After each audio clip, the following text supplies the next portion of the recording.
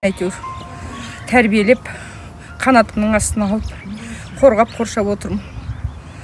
Сол осы балаларға енді бір пана болса екен деймін. Халқымнан одан басқа ештеңе өтінбеймін. Шешелері тастап кетті. Әкесімен тұрады. Шындығын айту керек.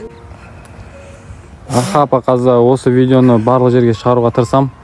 Барынша адамдар енді көрді, өзім былай жай ауызша бүйтіп айтқанша осылай көріп көзбен жеткізген дұрыс біз жақтан.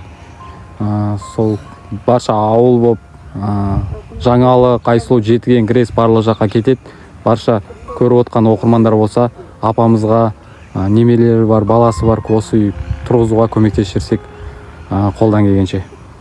Документ ештеңке осы бір киіммен ғана қалды бұл кісілер. Балалардың оқу несі бәрі тек қана кешке жақын тамақ ішуге көршінің үйіне кірген.